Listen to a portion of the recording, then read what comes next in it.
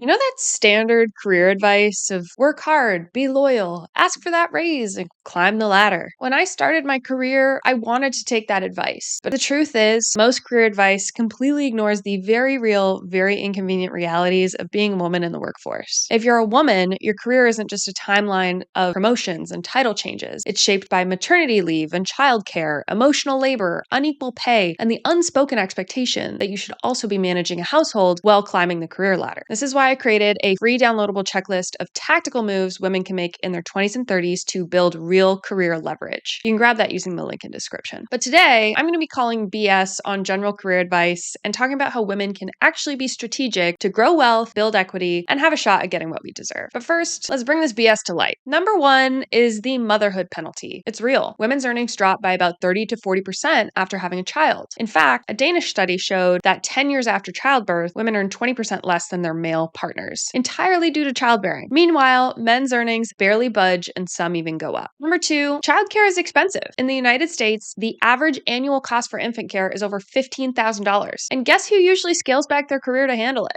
Women. Number three, unpaid labor. Women spend about 2 times as much time as men on household chores and caregiving, even if both partners work full time. Number four, this one might sting a little, but it needs to be said. Being a woman in a relationship often stalls a woman's career. Studies have shown women living with male partners do more domestic work, even when they earn more. And men, studies show they do less over time. Women who live alone or without a partner often experience faster career growth, better sleep, and more time for personal development because they're not spending evenings cooking, cleaning, or emotionally supporting somebody else's job. Number five, men's salary growth rate. It starts to be significantly different and faster than that of women around 29 years old in women's childbearing years. So you can't be mad when women delay relationships, marriage, or children, because in today's economy, a single income rarely cuts it. Building a career before starting a family isn't selfish, it's just survival. And if a woman wants to have her cake and eat it too, which is a family and a fulfilling high-earning career, she needs to be tactical, way more tactical than any man has ever had to be. So what does that actually look like? Number one, job hopping early and often. Women statistically earn more when they switch jobs every 2 to 4 years. Raises from internal promotions are typically 3 to 5%, but job hops can bring 10 to 20%. For me, in my first job that I got out of school, I was a project manager for a merchandising company. It was one of those happy family-run businesses where everyone pretends to love each other, but we're really all just being underpaid and underappreciated. I was making $20 an hour at this job, $40,000 a year. And to someone who had no bills because I still lived at home with my parents and even drove their cars, it was fine. When my scope of work jumped from basically being a data entry assistant to running major projects on my own, I asked for a raise to compensate. I didn't even tell them my number, and I was given the whole, "We love you so much. We can't believe you feel this way. We thought you were so happy." But basically, still given the middle finger with a smile. That's when I realized I was never going to be recognized for my work at that job, and I needed to job hop. Only 6 months into that job, I started to look for a new role since I knew it was going to take me a few months to find a new one. And within 9 months, there I was in the CEO's office with him offering me a $20,000 raise and begging me not to leave. But at that point, it wasn't about the money anymore. It was about respect. Job hopping got me that raise and helped me find something that was better aligned with a merit-based workplace where I was rewarded for my work and not my seniority. Number two is to negotiate from day one. Don't wait until year 3 to ask for more money. Negotiate your salary, title, remote work flexibility, and equity the second you get an offer. Women who negotiate early compound higher gains over time. So when I switched to that next job, I made sure I was negotiating and had other offers on the table I could use as leverage. They gave me an offer of $55,000, but I felt that was slightly below market based on the research I did and people I asked how much an operations specialist should make at a tech company. So I negotiated my contract as soon as I had an offer and got $10,000 higher in my base salary. Number three is to pick high upside companies. Not all jobs are created equal. Aim for companies with equity, rapid growth, or acquisition potential. If you're going to work 40 plus hours a week, make sure you're building towards wealth, not just wages. So I've said in a few videos that I'm focused on building ownership and equity right now rather than making more money. And this runs in parallel with that idea. I want equity that will continue to pay me dividends even when I'm not working anymore. So now I only work on things that I believe will actually do that. I make sure I believe in the companies that I'm working for and they believe in properly incentivizing employees through equity. At that tech company that I was previously at, I had the option to buy some of my equity when I was leaving the company, but I ultimately decided not to as I didn't truly believe in product. Now I'm fully bought into some of the work that I do at my current company and I'm primarily investing in those projects as a way to gain ownership. Number four is to get clear on your career clock. Know when you might want to start a family and reverse engineer your career from that point. If you want kids at 33, then ages 25 to 32 need to be aggressive earning years. Think management titles, equity, RSUs, or even founding something. This is something I speak to my friends and younger women about all the time. Unfortunately, our biological clocks mean women have to pause or even stop their careers right around the time when they're finally experienced enough to be managers and owners. Having to consider having children means either having way faster movement in your career or waiting until your late 30s to have children. There's a ton of different ways to do this right, and it's going to look different for everyone. But for me personally, I would love to not return to full-time work once I have children, so I'm trying to maximize things that will still provide me with income or allow me to work shorter hours when I am in that phase of my life. Number 5 is to outsource and automate relentlessly. Once you start making more money, you should use that money to buy back your time. Cleaning, grocery delivery, daycare, even meal prep.